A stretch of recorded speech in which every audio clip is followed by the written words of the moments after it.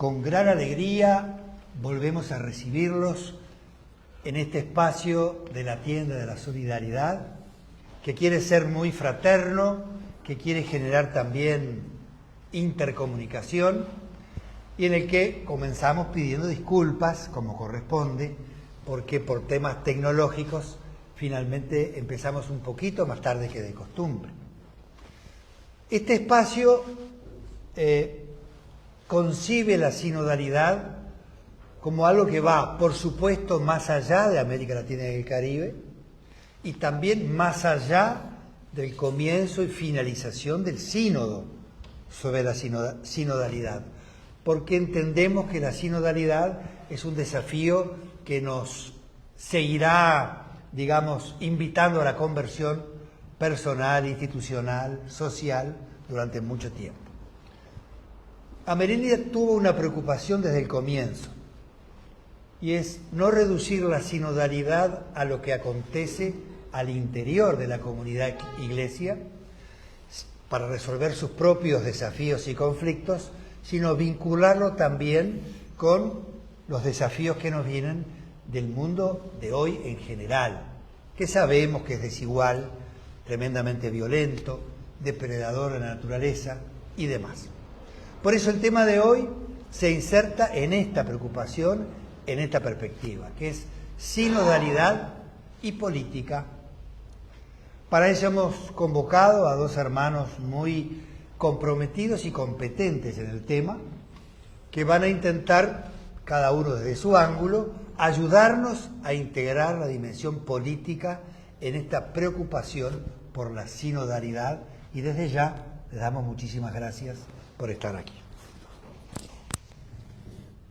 Vamos a comenzar entonces presentando a Juan Esteban Belderrain. Juan Esteban es profesor de Filosofía por la Universidad Nacional de La Plata, con estudios de posgrado en Ciencias Políticas en la Universidad de San Martín y Flaxo. Desde hace 15 años es gerente de programas en Porticus de América Latina, una organización internacional de cooperación, desde la cual ha tenido la oportunidad de diseñar y acompañar programas de inversiones y proyectos en el campo de la educación, la paz, los derechos humanos y el desarrollo sostenible en varios países.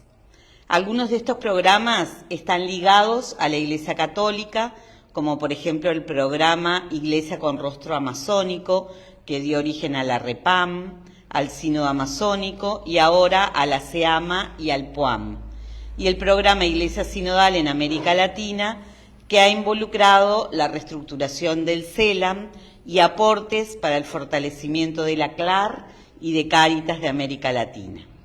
Las reflexiones que compartirá Juan Esteban ahora son personales y no comprometen posicionamientos de la organización para la cual trabaja.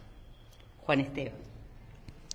Bueno, muchas gracias a todos. Buenas tardes a los que están aquí, buenas tardes a los que nos acompañan desde YouTube o desde las distintas redes sociales. Para mí es un gran gusto y considero un gran privilegio estar aquí en todas estas semanas de reflexión que hemos tenido sobre cuestiones tan sensibles como las que estamos viviendo en este proceso sinodal de la Iglesia, pero también lo considero un privilegio porque no todos los días tengo la oportunidad de convivir con tan eminentes teólogos y pensadores, y yo como cientista político, estando en este lugar me siento un poco in paribus infidelium, digamos, ¿no? En tierra de infieles, ¿no? Pero, y de hecho me preguntaba cuál podría ser mi aporte específico en estos temas, digamos, que estamos reflexionando. Y un poco me sentí más animado con el día de ayer, que tuvimos una muy interesante reunión sobre sinodalidad y movimientos populares. Y ahí me parece que se abrió, digamos, nuestro discurso y nuestras reflexiones en dos sentidos, ¿no? En primer lugar, Emilce hizo referencia en el día de ayer a la necesidad de la transdisciplinariedad, ¿no? En estos tiempos de sinodalidad, diría yo, no es bueno que la teología camine sola. Me parece que estos tiempos de sinodalidad exigen una mayor apertura un mayor diálogo, un mayor encuentro entre la teología, que es la disciplina madre, digamos, del pensamiento de la Iglesia, pero en un diálogo me parece cada vez más atento y más profundo con las ciencias sociales, con las ciencias en general, que nos ayudan a comprender cuestiones centrales sobre la vida en el mundo en el que vivimos, y también con las diferentes disciplinas, ¿no? Y las diferentes experiencias vitales, como la que nos encontramos ayer con la experiencia de Alessandro desde el mundo del arte, ¿no? Me parece que esos diálogos interdisciplinarios, multidisciplinarios, transdisciplinarios, cualquiera sea el enfoque que quiera abordarse, son cada vez más necesarios, y repito, no creo que en tiempos de sinodalidad la teología deba caminar sola, ¿no? Así que gracias por esta invitación a esta apertura. Y el segundo punto que me parece importante, que Emilce también se refirió ayer a esto, es la necesidad de reforzar esta cuestión de la dimensión externa de la sinodalidad, ¿no?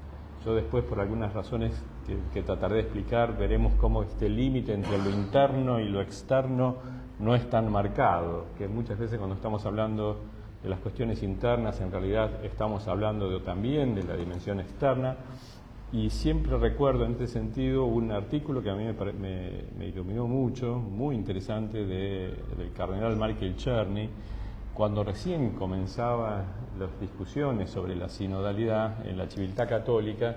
Fue el primero, al menos que yo me encontré, que hizo referencia a esto, acerca de que una iglesia que pretende ser más sinodal, es decir, que pretende mejorar en su hecho de caminar juntos, no puede prescindir que lo hace en un contexto donde justamente el caminar juntos no es una de las principales características del mundo contemporáneo en el cual estamos trabajando, y que por lo tanto algunos principios fundamentales que han orientado la acción de la Iglesia en su relación con el mundo deben ser revisados y resaltados a la luz de la sinodalidad. Entre otros, por ejemplo, la opción preferencial por los pobres.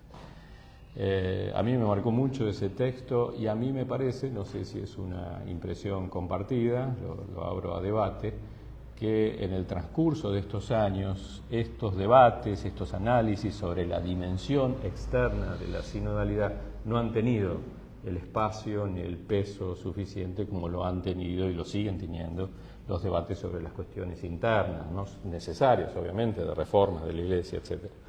Pero quisiera señalar este punto porque me parece importante que desde el trabajo que se viene haciendo desde Amerindia, etcétera, se ayude a dar cada vez más peso a esta reflexión sobre la dimensión externa de la sinodalidad. Y eso es lo que pretendo hacer, ¿no? El título de la presentación aparece como muy fuerte, ¿no?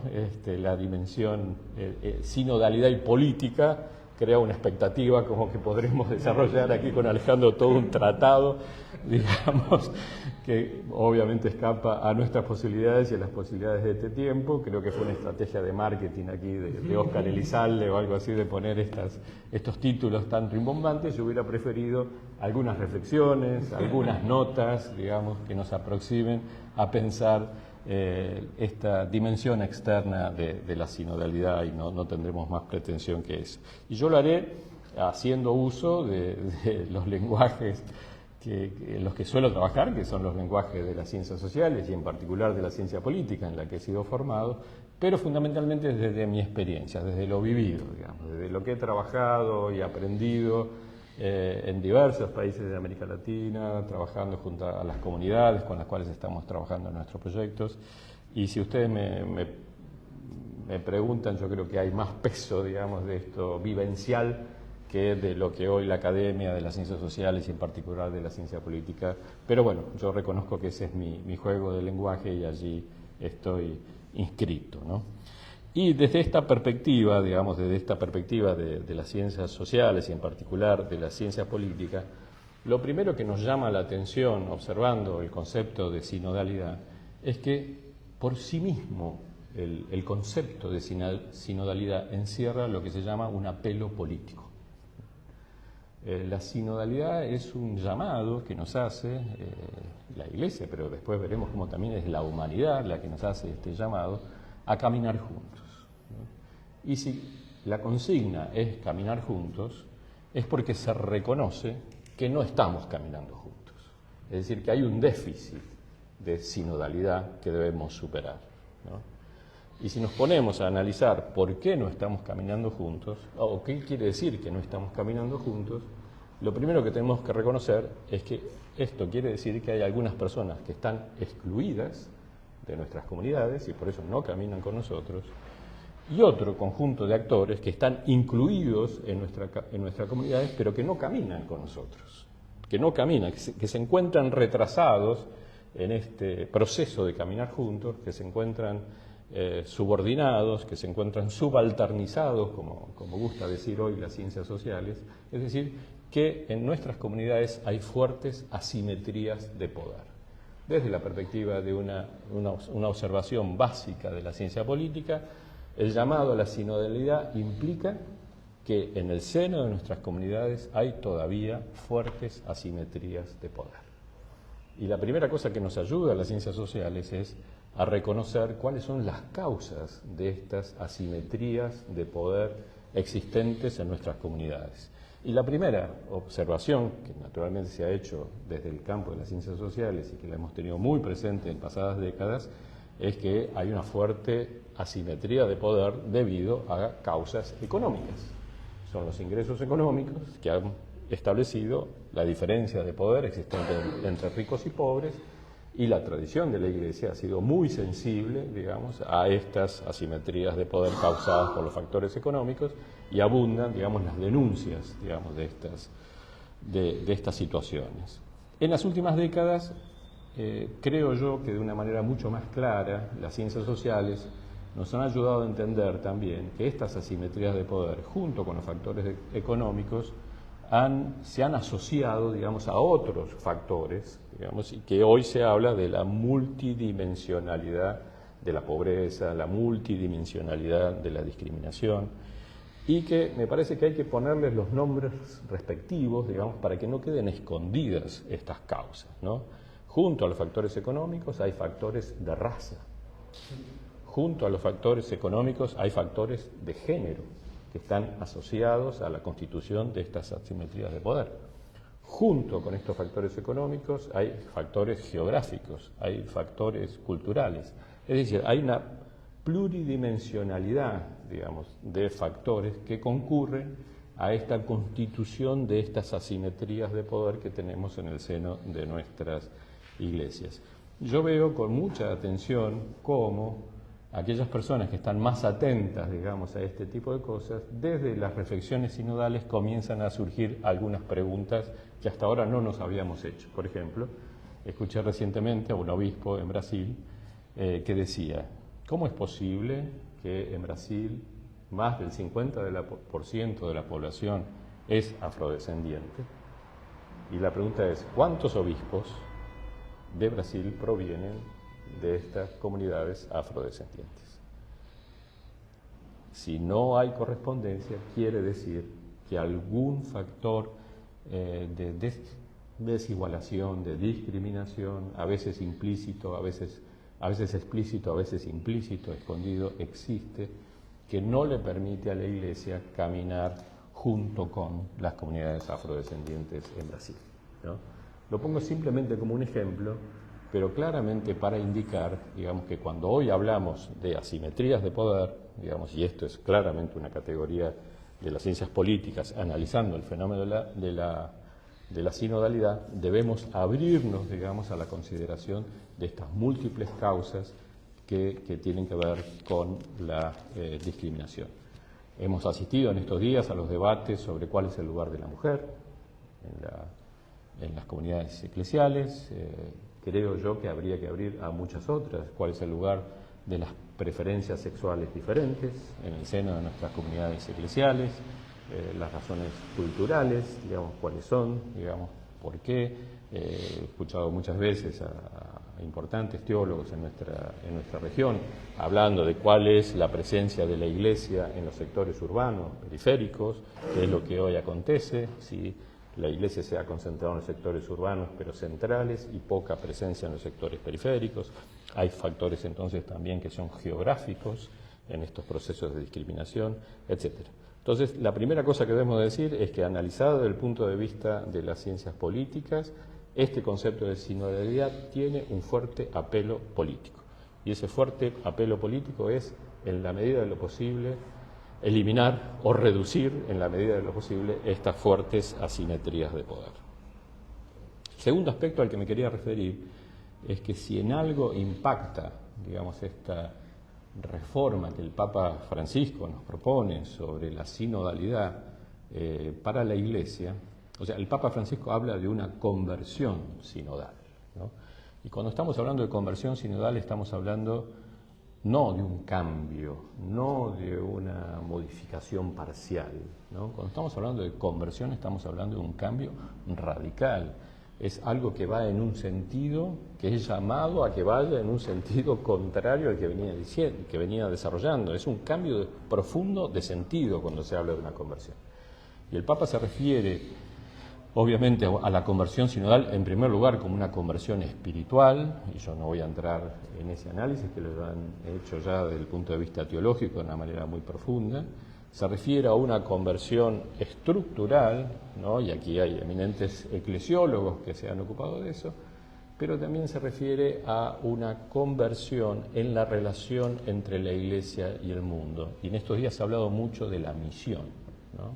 Esto es justamente aquello que define la relación de la Iglesia con el mundo, la misión de la Iglesia en el mundo en el que vivimos. La conversión sinodal significa también entonces una reforma profunda de esta visión de la misión de la Iglesia en el mundo. Pero para entender esto, desde la perspectiva de las ciencias políticas, yo querría referirme en primer lugar, a cuál es este mundo en el cual, digamos, estamos produciendo estos cambios de relación Iglesia-mundo. ¿En qué mundo estamos viviendo, digamos, ¿no? Me van a disculpar la pretensión de hacer esto en muy pocas palabras, ¿no? Con toda la falta de rigor que esto puede implicar. Pero para mí hay algunos síntomas muy claros que nos ayudan a entender por qué este mundo está reclamando una Iglesia que sea más sinodal, ¿no?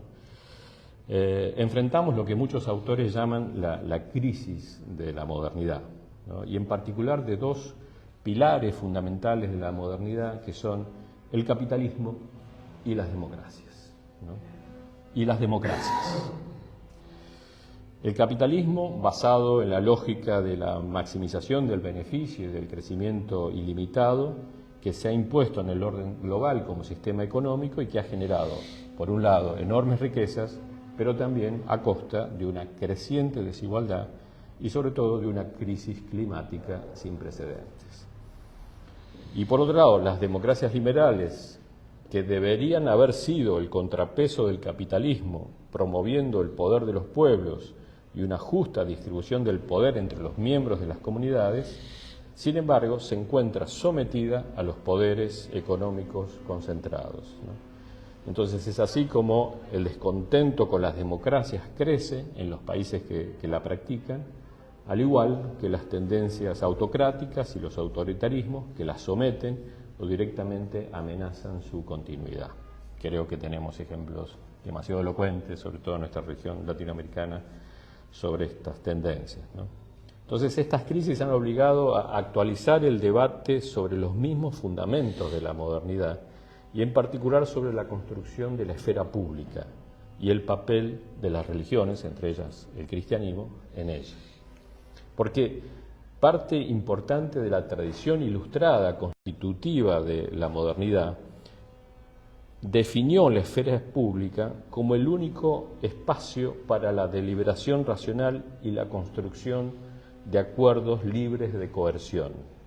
Entonces, en ella no había lugar para las religiones, ¿no?, descritas como irracionales, alienantes o al servicio de los dominadores.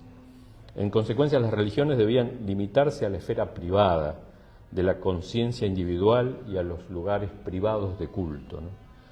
Sin embargo, pensadores emblemáticos de este pensamiento moderno, como Richard Sennett o Jürgen Habermas, reconocen hoy la necesidad de revisar estas definiciones. La racionalidad moderna no tiene la fuerza de las religiones para promover la cohesión social y el sentido de bien común. Richard Sennett, por ejemplo, dice que desde el siglo pasado la laicidad y el capitalismo han tomado nuevas formas, dejando sin significado la idea de una naturaleza trascendente. Así los hombres creen ser los autores de sus propios personajes. Esta fuerza misteriosa y peligrosa que es el ego comenzó a definir las relaciones sociales. Es la destrucción de la res pública por la creencia de que los significados sociales son generados por los sentimientos de los seres humanos. Este cambio ha oscurecido dos áreas de la vida social. Uno, el dominio del poder. El otro, el dominio de los entornos en los que vivimos. Y termina. No se debe a que la naturaleza del hombre sea mala, sino que el efecto total de la cultura transmitido por el capitalismo moderno y el secularismo hace lógico el fratricidio cuando las personas utilizan solo las relaciones íntimas como fundamento de las relaciones sociales. Y otro autor notable del pensamiento moderno, secularizado, laico, Jürgen Habermas, dice: las tradiciones religiosas articulan hasta hoy la conciencia de lo que falta, mantienen despierta una sensibilidad por los fallidos, preservan del olvido aquellas dimensiones de nuestra convivencia social y cultural donde el progreso de la modernización ha causado destrucción. Está claro que para Sennett y Habermas no todas las formas de creencia religiosa contribuyen a la reconstrucción de la esfera pública, sino solo aquellas que respetan y valoran la diversidad y no naturalizan las desigualdades existentes ni la depredación de la naturaleza. Es así entonces como la sinodalidad emerge como una respuesta significativa por parte de la Iglesia Católica a estas nuevas demandas del contexto. Con el desarrollo de la modernidad, la Iglesia perdió su poder de influir en la esfera pública, en las partes del planeta donde nació y se desarrolló. Su apego a viejas instituciones de poder en distintos periodos de la historia y su tardía y aún incompleta adhesión a la causa de las diversas víctimas del desarrollo capitalista, incluida la creación, le han hecho perder credibilidad como agente de superación de las situaciones críticas causadas por la modernidad. El pontificado del Papa Francisco representa un esfuerzo notable para que la Iglesia Católica no solo recupere la credibilidad perdida, sino que también asuma un papel protagónico en la promoción de los cambios sociales necesarios. Las encíclicas Laudato Si y Fratelli Tutti son documentos emblemáticos de estas propuestas, abordando específicamente la crisis climática y ambiental y la crisis del orden político. La conversión sinodal propuesta es la decisión más elocuente del Papa Francisco para situar decididamente a la Iglesia Católica en el espacio urgente de la construcción de una esfera pública, democrática, global, capaz de superar los déficits del capitalismo y de las democracias.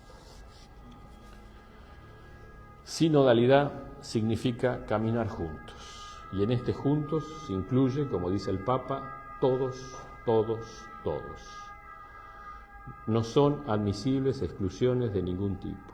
La sinodalidad nos invita a superar las viejas estructuras jerárquicas para construir una iglesia pueblo de Dios.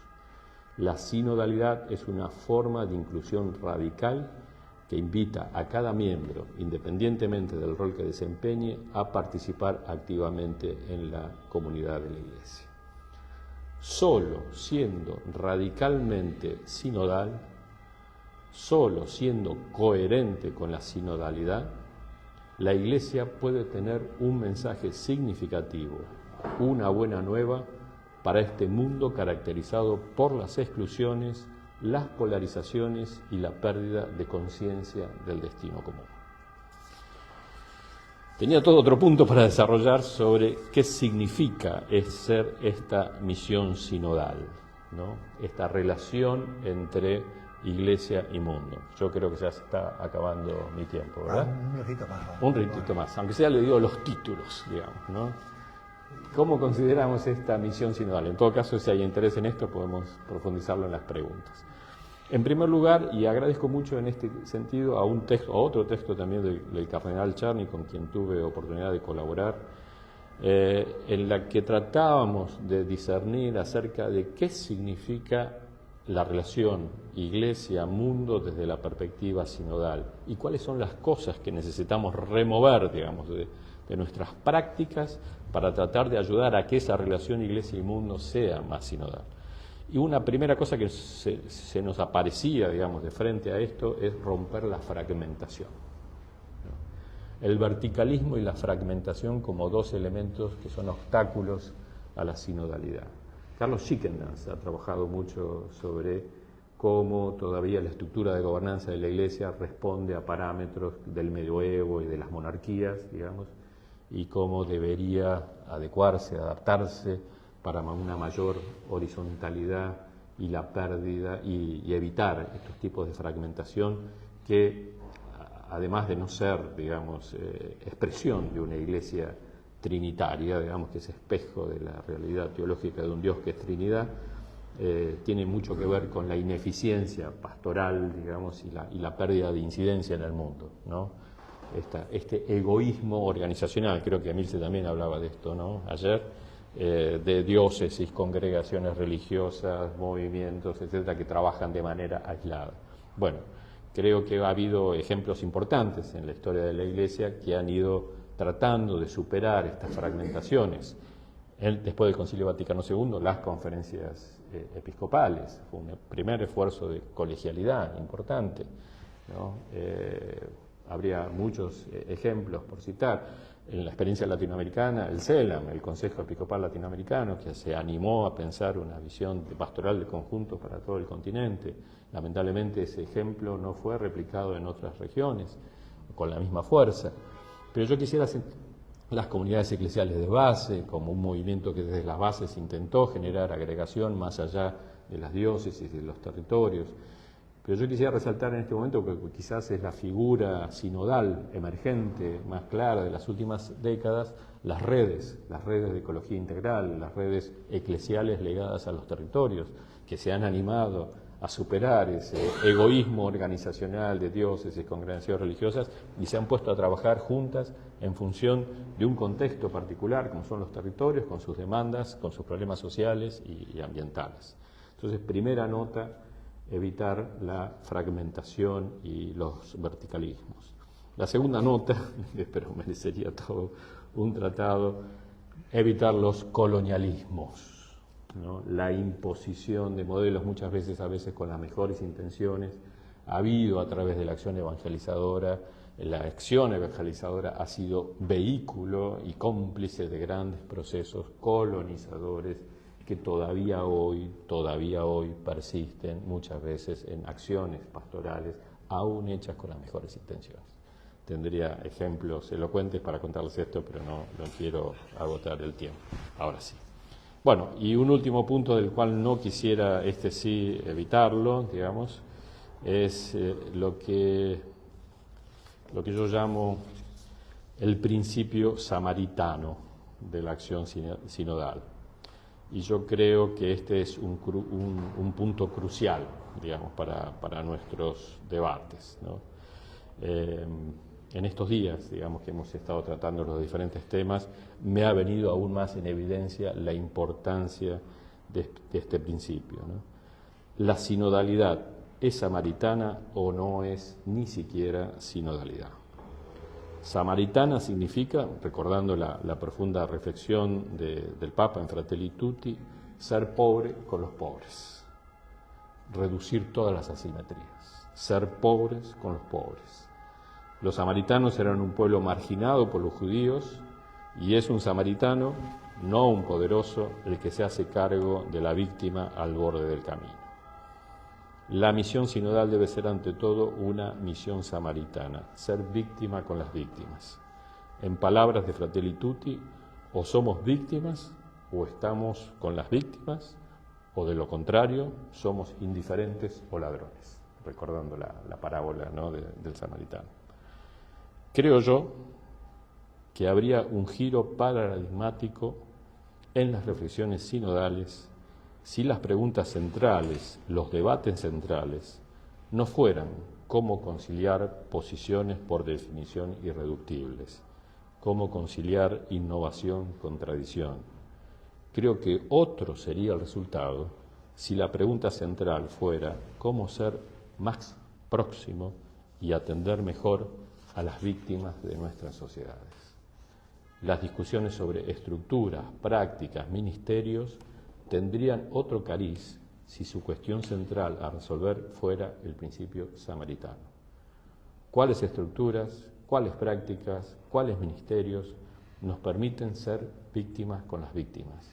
Atender más y mejor a los gritos de los pobres y los gritos de la tierra. Por eso quisiera concluir esta presentación con un homenaje a Juan Antonio López, laico y padre de familia, uno de los líderes de la red eclesial mesoamericana, asesinado en Honduras hace pocos días, el 14 de septiembre, que al salir de una misa fue asesinado. Juan enfrentaba intereses mineros que no respetan los derechos de la población local ni el cuidado de la naturaleza. Dijo a su obispo: no soy ambientalista por ideología, sino porque pertenezco a Cristo y a su Iglesia. Sin duda un mártir de la sinodalidad de esta Iglesia que quiere caminar junto al pueblo y ser cada vez más pueblo de Dios. Gracias.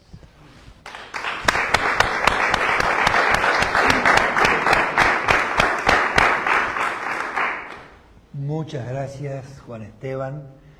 Necesitábamos esta perspectiva en la que la Iglesia no solamente aporta, sino que aprende de los procesos sociales, culturales y también ecológicos en los que estamos involucrados. Y nos ayuda a priorizar algunos de los aspectos que hoy se están debatiendo al interior de la Asamblea Sinodal. Ahora vamos a escuchar a nuestro hermano y amigo Alejandro Ortiz, que Rosario va a presentarnos. Bueno, Alejandro Ortiz es padre de Emiliano y esposo de Lupita.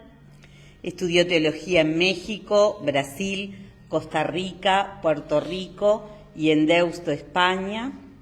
Es analista de la realidad y de la geopolítica latinoamericana. Ha asesorado y acompañado a parroquias de la periferia de la Ciudad de México y a zonas vulnerables del interior del país, a comunidades de vida consagrada de México y del continente, en procesos sociales, teológicos y de reestructuración organizacional. Asesor de 2 presidencias de la CLAR, ha trabajado en organismos de la sociedad civil por más de 18 años. Es profesor en colegios y universidades desde los 90, catequista, promotor social en los basureros de Santa Fe. Trabajó y aprendió con comunidades indígenas de Chiapas en la diócesis de San Cristóbal. Trabajó por más de 7 años con comunidades migrantes de Ontario, California, y actualmente es profesor de tiempo en la Universidad Iberoamericana de Puebla, donde terminó su doctorado en educación.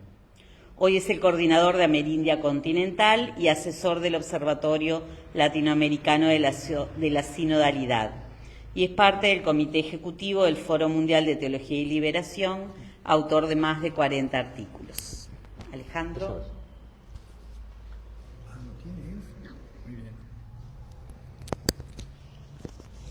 Listo. Pues, muy bien. Pues muchas gracias por estar aquí y estar junto con Juan Esteban y Pablo, que son, además de amigos, gente que siempre dan orientación, guía y una palabra siempre motivante, actualizada y que ayuda a caminar en este campo eclesial, político, social. Lo bueno de oír a Juan Esteban primero es que ayuda a ubicar pues cuáles son algunos temas centrales que yo, no va a ser repetición, ¿verdad? Pero sí me gustaría profundizar un poco. Entonces, él decía, ¿no? Y al final decía cuál debe de ser esas estructuras que debemos de caminar en este ambiente sinodal. Entonces, lo que yo pretendo es dar algunos insumos, algunas ideas como para ir en la misma dirección. Lo primero, para mí, es que tenemos que pensar ya de manera sistémica. Ya cuesta trabajo hacer estos pensamientos que dividen lo político de lo social, de lo religioso, ¿no? Entonces, la misma experiencia, y desde ahí me planteo, la misma experiencia latinoamericana nos ayuda a pensar, a reflexionar, pues que todo está combinado, todo está entrelazado, y hoy un pensamiento desde los sistemas, sistémico, nos ayuda a buscar nuevas rutas para mejorar muchas cosas que nos hacen falta. Entonces, desde la experiencia latinoamericana, yo creo que hemos tenido elementos, experiencias, cosas históricas reales que valdría la pena retomarlas y podríamos aprender mucho de una manera global, para la Iglesia Universal, en torno al tema de la sinodalidad. También pensé, como Juan Esteban, sinodalidad y política es muy amplio, entonces habría que matizar algunas cosas, ¿no? Entonces, para mí, un tema de la política muy importante es lo que algunos autores, politólogos, pero más sociólogos, hablan de la institucionalidad. La institucionalidad es estas reglas, normas, estructuras, espacios, físicas y simbólicas que crea un grupo en un tiempo y en un espacio condicionados para lograr lo que desean, ¿no? El objetivo. Yo creo que tenemos una institucionalidad eclesial que por algunos matices e interpretaciones teológicas y políticas también, quiere mantener una institucionalidad confundiéndola con una fidelidad a los orígenes, ¿no? La institucionalidad debe de cambiar, como lo hacen todas las organizaciones, organismos y la Iglesia misma, ¿no?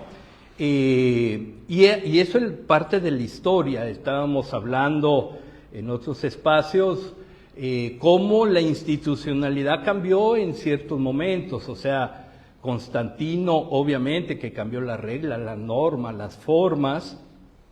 La reforma gregoriana cambió radicalmente esto. Y después podríamos decir varias cosas hasta llegar al Concilio Vaticano II, que marcó los rumbos, pero creo que una de sus limitaciones fue no tener claro estos espacios de institucionalidad, ¿no? Que deberíamos de cambiar. Por eso se mantiene lo que yo creo, un hábitus religioso. Lo que dice Bourdieu es que nosotros aprendemos a actuar en un grupo, en una sociedad, a partir de lo que en la misma cultura, en este caso la cultura eclesial, nos enseña desde pequeños, con símbolos, con elementos. Entonces, en un hábito religioso predominante, y que Juan Esteban decía, ¿qué debemos de cambiar para caminar juntos? Es un hábito religioso que viene de Trento y que en su tiempo ayudó a ajustarse y a ubicarse en su tiempo y espacio, pero que hoy a veces ya no ayuda lo suficiente para caminar de manera conjunta con todos. Entonces, este hábito religioso no solamente es estructural, que debemos de dar ese cambio en torno al derecho canónico, a las estructuras eclesiales, conferencias, parroquias, etc., sino también en el elemento simbólico, ¿no? ¿Cómo pensar una iglesia sinodal cuando nos mantenemos en estructuras, catedrales, parroquias, etc., donde hay un altar alejado, central, más alto, donde tenemos arte, que es hermoso, que es importante, pero que sigue guiando un imaginario religioso que ya debe de ser un poco superado? Yo creo que esto fue una de las cosas tan bonitas de la iglesia latinoamericana, que creó un arte lleno de color, lleno de expresiones teológicas que marcaban un rumbo diferente, una iglesia de caminar diferente. Cuando uno hace un camino en las comunidades de base por América Latina, encontrará parroquias con murales, con rozos, con pinturas diferentes, tratando de actualizar los grandes misterios teológicos de la Iglesia Universal. Igual en África, igual en Asia, de lo poco que uno ve y sabe. Yo creo que por ahí también tenemos que caminar. Cambiar un hábito religioso implicaría, en primer lugar, pues salir de las estructuras tridentinas y medievales que todavía mantenemos. Tal vez ese llamado del Papa Francisco, ¿no?, de salir a las periferias no es solamente a lo social, sino salir de ese trono y de ese altar que ya no ayudan mucho a caminar con los más pobres, ¿no? Entonces, porque eso implica territorio. Yo creo que la experiencia, y lo mencionó Juan Esteban, la experiencia latinoamericana dice el territorio, la tierra da sustento, da raíz, marca. Por eso uno huele a oveja, como decía Francisco, ¿no? Huele a tierra, huele a lodo, huele a mar, huele a río. Entonces, yo creo que ahí tendríamos que hacerlo. La historia de América Latina lo marca muy claro.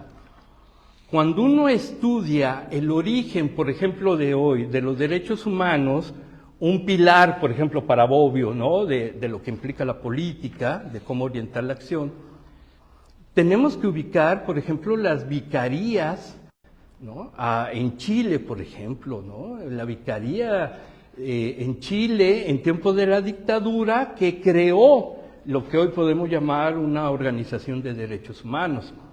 Tendríamos que ir a El Salvador con el propio santo Monseñor Romero, cuando empieza a oír a los familiares de los desaparecidos y empieza a crear esa vicaría de escucha, pero también de búsqueda de los familiares desaparecidos por el ejército. Creo que hay experiencias muy valiosas de sinodalidad, aunque no se le llamaba así antes, pero sí, o de solidaridad, como decía Emilce ayer, que ayudan a reestructurar la iglesia misma en este hábitus, en su estructura y en su dimensión simbólica. Entonces, ¿cuál sería o qué implica tomar territorio para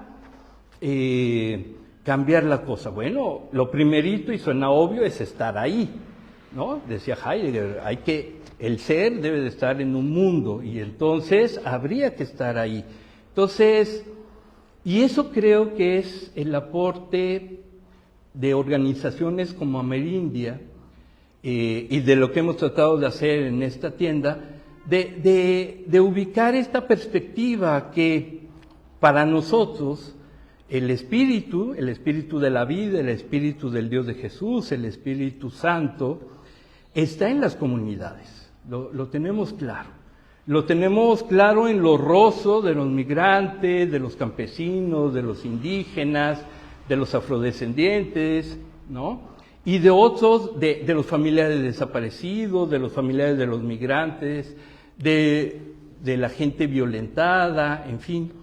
Y creemos que desde ahí se nos marca una palabra sagrada que debemos de corresponder con una institucionalidad, es decir, con una organización para responder a ese llamado.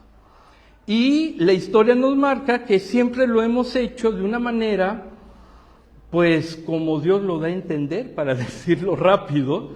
No hay una sapiencia, no hay un manual de cómo rescatar la dignidad, pero sí hay una urgencia, una hermandad, una fidelidad al pobre, que dice vamos y construyamos entre todos algo, ¿no? Hay estructuras y un hábitus comunitario que hemos aprendido sobre todo de los pueblos originarios y afrodescendientes sobre todo también, que nos enseñan a colaborar juntos. La minga, el tequio, estas palabras son comunes en las comunidades y es caminar juntos, ayudándote para que después tú ayudes a toda la comunidad. Entonces, creo yo que en ese sentido tendríamos que pensar en esa institucionalidad y ver cuál es la institucionalidad, no solamente que deberíamos de estar creando, que es parte de este sínodo, sino cuál es la institucionalidad ya creada, vivida y hasta evaluada que hay en otros lados, que nos permitiría avanzar y compartir la vida de otra manera, ¿no? Entonces, hay nuevas estructuras, nuevos pensamientos arquitectónicos, por ejemplo, que nos ayudan a pensar y a convivir la fe de manera más circular, más participativa, menos violenta, menos jerárquica, menos racista, medio colonialista, ¿no? Menos. Entonces, creo que por ahí tendría que hacer. Entonces, territorio, comunidades, rostros concretos, y ahí nosotros ubicamos esta tensión que siempre es eso, una tensión que se estira, que nos pone nerviosos, entre el cronos y el kairos, ¿no? Tenemos urgencias, el cronos, y debemos de responder a ella. Pero también tenemos momentos de kairos, momentos distintos, donde sabemos que ahí está Dios, o ahí ha estado el paso del Espíritu. Entonces, ¿cómo compartir eso? Creo que la sinodalidad parte de un hábitus, lo voy a decir así, que parte de un centro imaginario, ¿no? Que sigue siendo Roma simbólicamente. Creo que el Papa Francisco insistía, y yo creo que tenía como presupuesto, al hacer esta primera hace un año y esta segunda asamblea, el que hubiera una iglesia más inserta, con pies, con elementos que pudieran refrescar este hábitus que todavía prevalece. Por eso no era solo permitir a los laicos y a las mujeres que estuvieran junto con gente, era que dieran su perspectiva, que hablaran con sus formas y que, con limitaciones también, pero que pudieran decir algo, ¿no? Tal vez a veces gana el querer tratar de decir lo que se piensa que debo de decir y no lo que debo de decir desde mi experiencia propia. Creo que tenemos que ir avanzando, pase lo que pase en este sínodo, se están abriendo ventanas, puertas y uno que otro hoyo en la pared, porque no hay de otra, ¿no? Y que tendremos que seguir trabajando en eso. De ahí, yo digo que este hábito religioso que deberíamos de transformar debe de tener dos elementos, a mi modo de entender, muy fuertes. Partir de la misma experiencia de Jesús de Nazaret, que en los evangelios hablan de una autoridad, un tema, ¿no?, de la exousia famosa, ¿no?, que viene del ousia de esta esencia misma, ¿no?, de la esencia misma de Jesús. ¿Cuál es esa esencia misma? Pues de un Dios diferente, a donde acompaña y va con los últimos. Esa es la autoridad. La autoridad es que tenemos a un Dios que prefiere, habría que explicar por qué, pero que prefiere estar con publicanos y pecadores, palabras del tiempo de esa que utilizan los evangelios, y todos los evangelistas tratan de recuperar por qué está con publicanos y pecadores, con prostitutas, o sea, en este sentido, ¿no? Y lo tratan de explicar y explicar y explicar, porque Y entonces dice, bueno, tiene la autoridad y el poder para hacerlo, y no es solamente porque él quiere, sino porque marca la ruta. Entonces, yo creo que habría que volver a ciertos elementos evangélicos que nos guían. Lo segundo, para mí importante, es esta espiritualidad política que hemos aprendido mucho en América Latina. Y lo digo así, espiritualidad política, porque en mis tiempos, cuando uno era joven, había mucho miedo con esta frase, espiritualidad política, el miedo a volverse un partido político, o el evangelio superior a las dimensiones históricas inmanentes. Pero la espiritualidad política implicó lo que hoy en teología llamamos el martirio, el testimonio extremo por hacer que el reinado de la vida, el reinado de Dios, tenga sustento para una vida mejor en los pobres.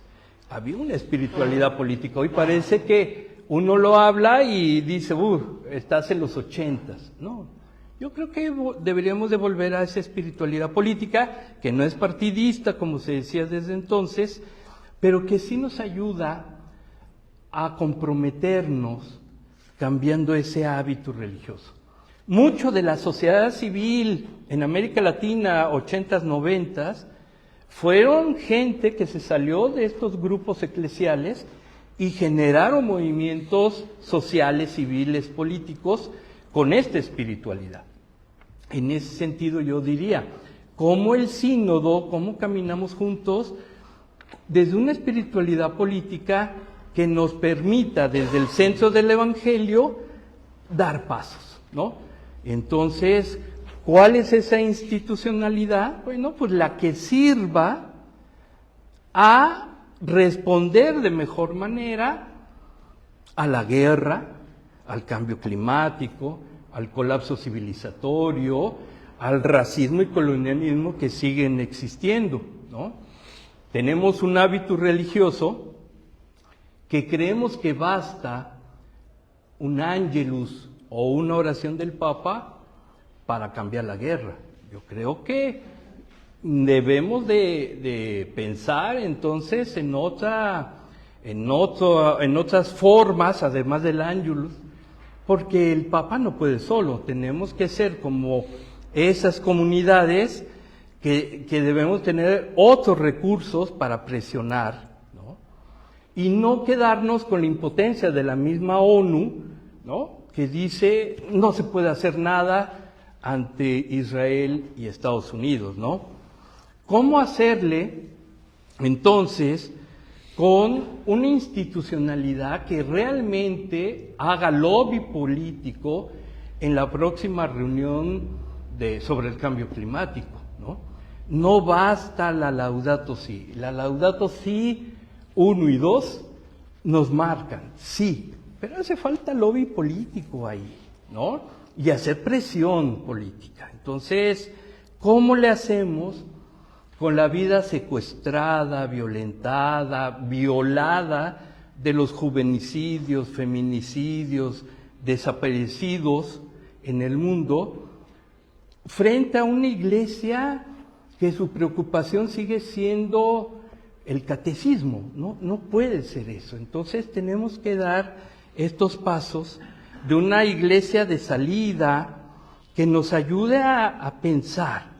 Ahora, hay otros temas, no solamente estos, que los tenemos que tocar en algún momento. Por ejemplo, realmente el cambio paradigmático que implican las tecnologías, la inteligencia artificial, no como instrumento, que gracias a eso estamos teniendo esta comunicación, sino todo lo que implica desde un capitalismo digital el control de algoritmos. Eso hay que pensarlo, hay que pensar realmente en la pluralidad religiosa, que no es budismo, hinduismo, islam y cristianismo, es todas unas religiones vividas, complicadas, complejas, que es lo real.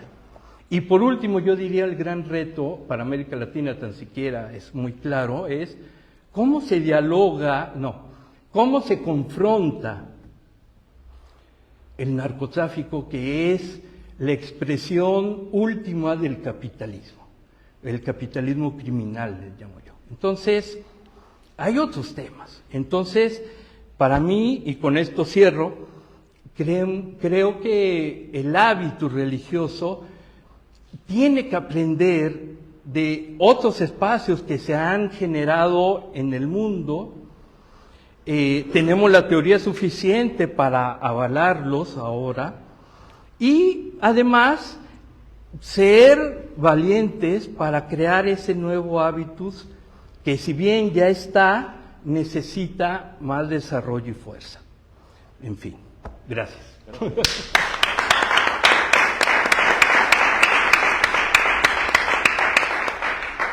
Muchas gracias, Alejandro. Junto con lo que Juan Esteban nos compartió, lo tuyo nos proyecta también hacia el futuro, hacia las prácticas, los territorios, las culturas que estamos llamados a gestar y a gestionar en nuestros lugares y tiempos. Ahora le daríamos intervención a las personas de aquí presentes y a quienes están comunicados por internet para las preguntas.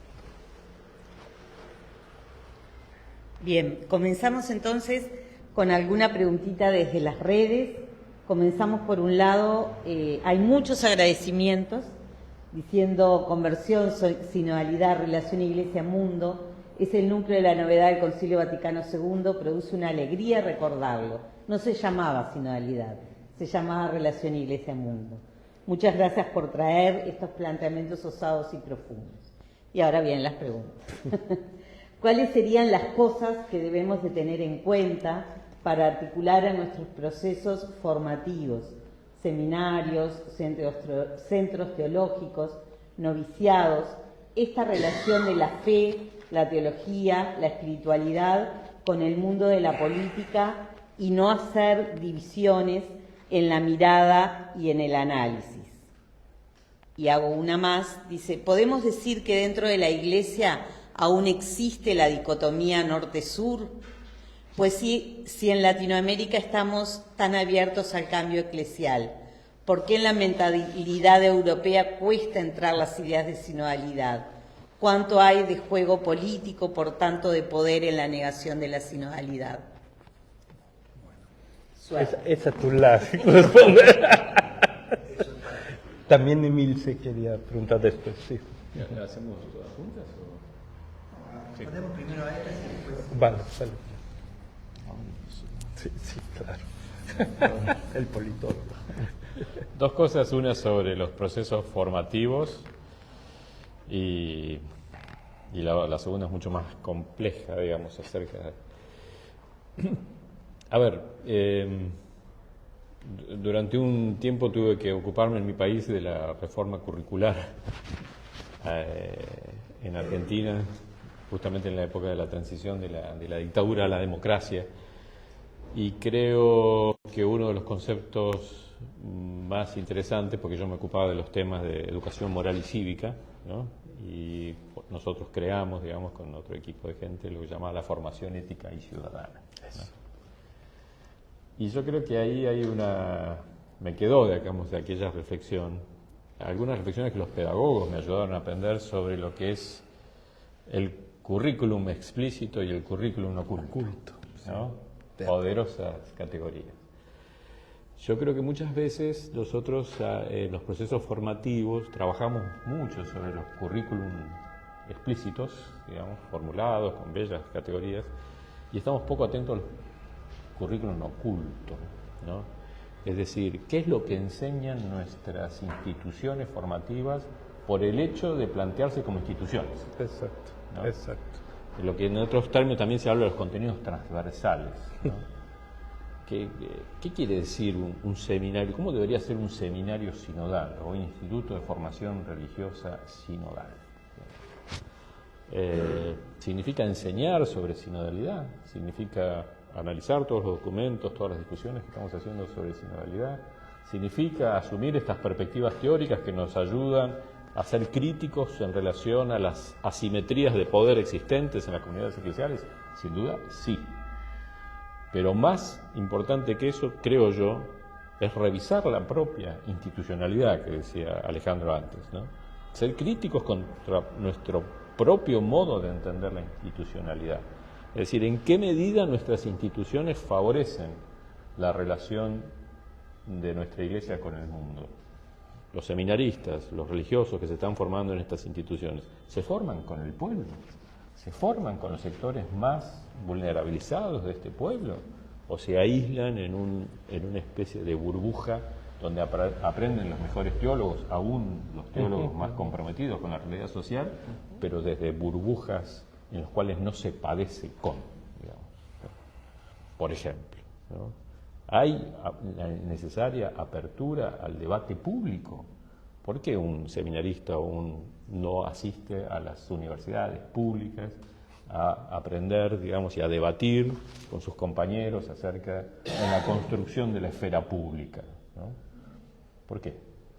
Entonces, importante es reconocer estos elementos del currículum oculto en la formación, ¿no? Y aventurarse a cambios paradigmáticos profundos en esa línea si queremos ser verdaderamente sinodales, porque la otra cuestión, que también el Papa se ha referido a esto, el gran riesgo de la sinodalidad es la moda de la sinodalidad, ¿no? Hay una expresión de Roland Barthes, este gran filólogo francés que a mí me encanta, que es el efecto vacuna de los discursos, ¿no? A veces, digamos, sobre todo desde los sectores de poder, se acaparan de las palabras de quienes serían los actores sujetos de emancipación, justamente para robarles la posibilidad de la emancipación. Por ejemplo, gobiernos autoritarios que usan la palabra revolución. Somos el gobierno, somos la revolución. Con eso inhabilitan a que los protagonistas de una posible revolución tengan su principal bandera, que es la palabra revolución. A mí me pareció brillante esa elucidación de Roland Barthes. Yo creo que con la sinodalidad puede pasar algo parecido. Usar la sinodalidad de manera parcial, de manera retórica, etcétera, justamente para inhabilitar los cambios profundos que la sinodalidad podía provocar. Y concuerdo totalmente con lo de Alejandro. O eso se transmite, se convierte en cambios profundos de institucionalidades, o no se produce. O no se produce. De acuerdo. ¿Está en el micrófono? ¿Ah? Está. Lo tienes puesto.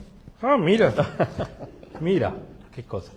Yo pondré un ejemplo de lo formativo que fue bien interesante. Hace tiempo, en los 70s y 80s, se creó en México un seminario, Ceresure, que estaba en el sur del país y que implicaba que los próximos sacerdotes vivieran un tiempo en las comunidades, esto es en Oaxaca, vivieran en las comunidades. Y entonces aprendieron de las preocupaciones cotidianas, ¿no?, que tenía la gente, y después se iban a formar. Gracias a ese seminario se formó en México una camada grande de sacerdotes a favor y en favor, y creando una institucionalidad comunitaria desde los pueblos, con muchas comunidades de base. Fue importante. Lo quiero decir de que ya hubo una experiencia y sí funcionó. O sea, sí funcionó. Ahora, en esos tiempos, no, porque en esos tiempos las autoridades eclesiásticas vieron que no era lo mejor, para decirlo bonito y políticamente, ¿no? Pero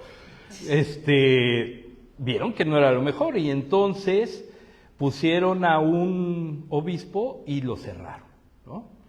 Lo cerraron. Entonces, digo, porque eso sería como lo novedoso hoy, pero ya lo tuvimos, nada más que digo, ya está aprobado, no lo cierren, no, si vuelve a suceder. Igual, donde yo estudié teología, un seminario de los jesuitas, era un seminario jesuita interreligioso en cuanto a espiritualidades cristianas, era la novedad. Y entonces había carmelitas, había de varias carismas y espiritualidades, ¿no? Y era de lo mejor. Y permitían la vida religiosa y a laicos en cada generación, en fin. Y ahí aprendíamos todos juntos de manera común. Tampoco le gustó en algún momento a las autoridades eclesiásticas y lo cerraron, ¿no? Entonces yo digo, a ver, si nos dijeran, ¿qué hacemos? Digo, ahí hay dos ejemplos que funcionan, nada más que no lo cierren. O sea, ese sería el tema, ¿no? Cambiar de hábitos para eso. Y nada más una palabrita, este tema de iglesia y mundo, yo creo que fue una formulación que nos dio mucha idea, pero a mí me enseñaron mis profes en ese seminario que era iglesia y mundo, iglesia contra el mundo como modelo eclesial, iglesia en el mundo que implicaba el Vaticano II, iglesia desde las comunidades pobres en el mundo, a donde se perdía ya eso. O sea, es la eclesiología latinoamericana que me imagino puede ayudar a generar ideas y experiencias en otro lado. Porque al final esa relación iglesia y mundo pues es desde Constantino. Entonces creo que debemos de pensar sistémicamente. Ya.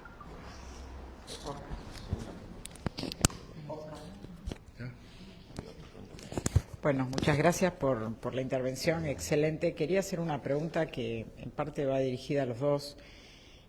Vos hablaste de cuál es hoy el vínculo entre la religión y la política, y vos al mismo tiempo, y hablaste de varias religiones, ¿no? De cómo se entiende esto, y de los lenguajes. Entonces, una duda que yo tengo, porque se dice mucho que falta espiritualidad, pero al mismo tiempo aquellos que no están respetando la política no solo hablan de espiritualidad, sino que han ganado elecciones porque justamente fueron directamente a la espiritualidad. Entonces, en un momento de sinodalidad donde el método propuesto por el Papa Francisco es justamente el discernimiento de espíritus, me pregunto si no sería bueno explicar que en este momento la política está o no invadida por un terreno de otro tipo de espíritus, ¿no? Gracias. Sí.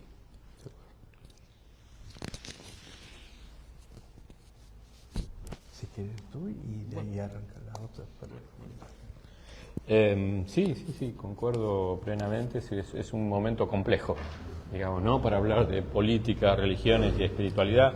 A mí me sirven mucho algunas distinciones que he escuchado también de algunos teólogos en relación a la necesidad de distinguir religión y espiritualidad, ¿no? En la medida que por religión se asocia su término, connota, digamos, justamente estas relaciones de institucionalidad, de administración de poder, ¿no? que muchas veces son las que están caducas frente a las necesidades, a los desafíos que plantea la situación del mundo contemporáneo, ¿no? Y por eso el alejamiento de las personas de las religiones. Pero eso no ha ido en desmedro del anhelo de espiritualidad que las personas por su propia naturaleza tienen, porque estamos llamados, digamos, a la trascendencia por naturaleza, ¿no? Entonces el hombre le cuesta sofocar, digamos, esa voz interior que lo lleva a la búsqueda de lo trascendente, ¿no? Lo que ocurre es que estas religiones, con estas institucionalidades caducas, ya no ofrecen los elementos adecuados para satisfacer esa demanda de espiritualidad, ¿no? Y entonces hay una búsqueda de espiritualidad de otras fuentes, digamos, de las más disponibles. Y como vos bien señalás, Emilce, yo creo que efectivamente hay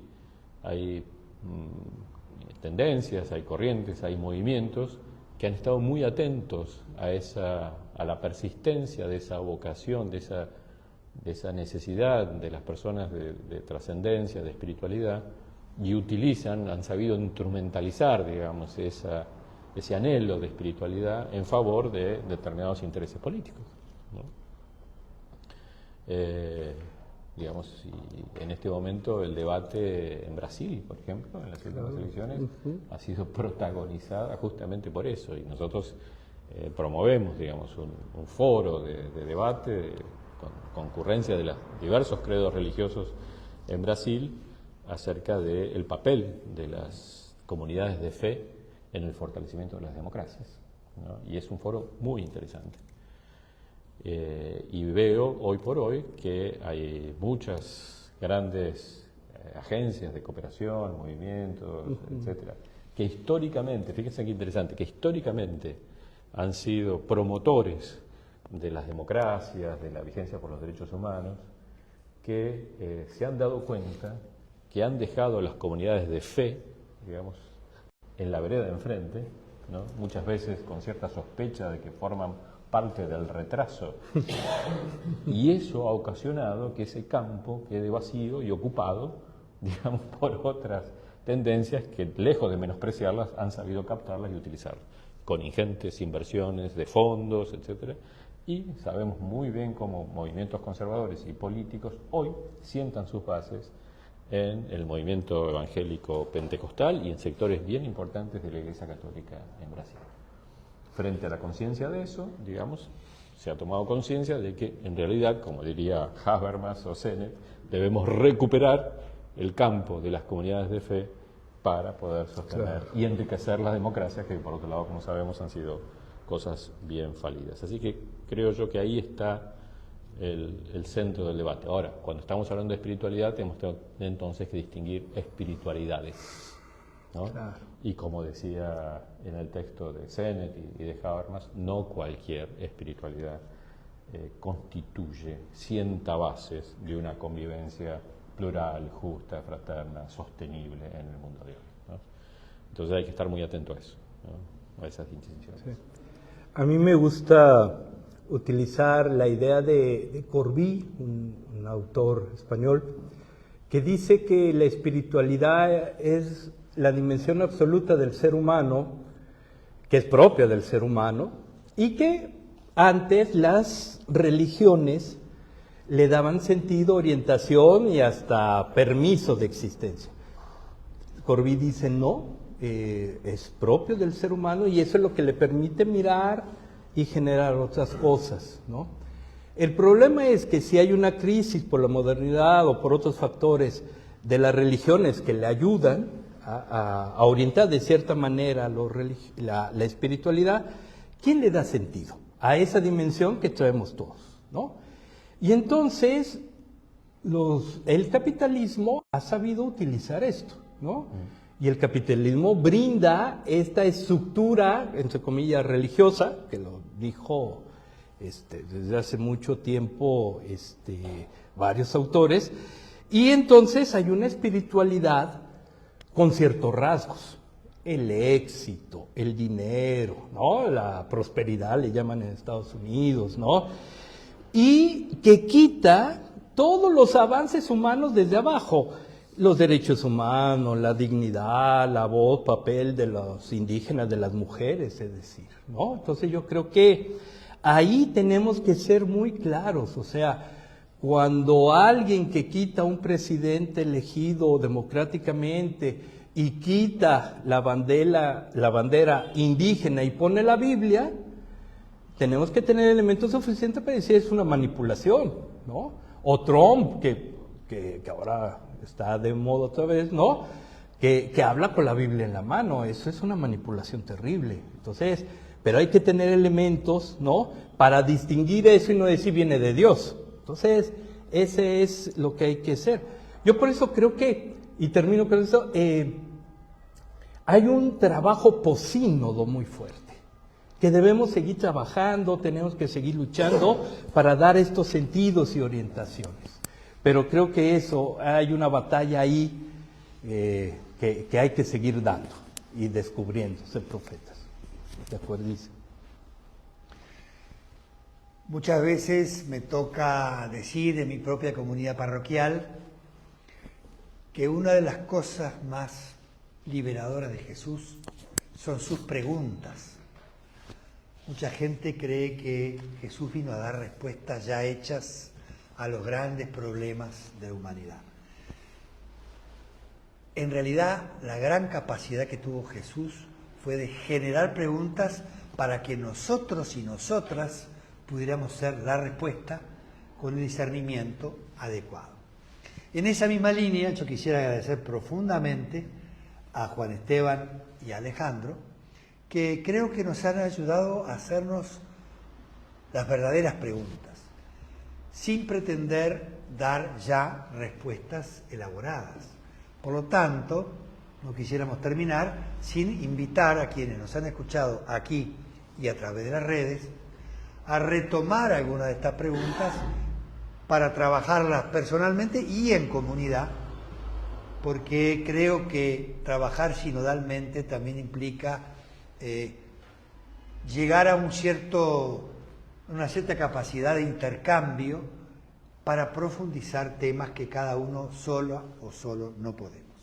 Así que muchísimas gracias otra vez, y antes de aplaudirlos, me gustaría invitar a quienes nos están escuchando a eventos que tienen que ver con el día de hoy y con el lunes.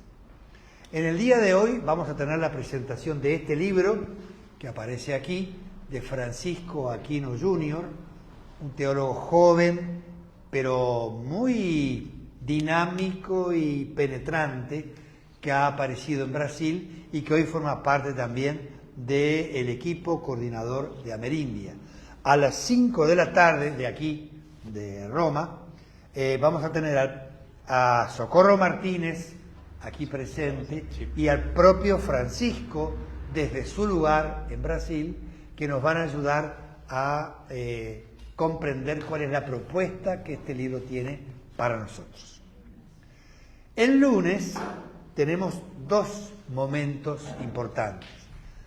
En el horario habitual de las 14 horas aquí en Roma, el tema será los laicos en la Iglesia sinodal, y tendremos 3 personas que nos van a ayudar a ingresar en esa propuesta. Por un lado, Sonia Gómez de Oliveira, que es del equipo de laicos de la Conferencia Episcopal Brasilera.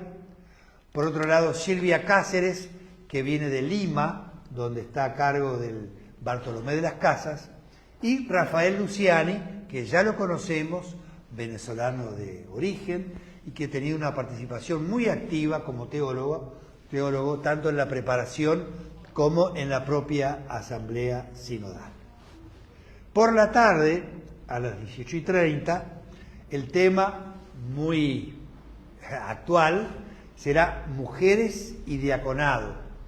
Y para eso nos acompañarán Serena Rochetti, que es una teóloga italiana que ha estado dedicada a este tema en los últimos tiempos, y Consuelo Vélez, aquí presente, teóloga de Colombia, que también ha tenido una profundización desde la propia perspectiva latinoamericana de este desafío que hoy tenemos de preguntarnos acerca del diaconado de las mujeres en la Iglesia en general. Muchísimas gracias a todos los que estuvieron acompañándonos, y un aplauso bien fuerte para nuestro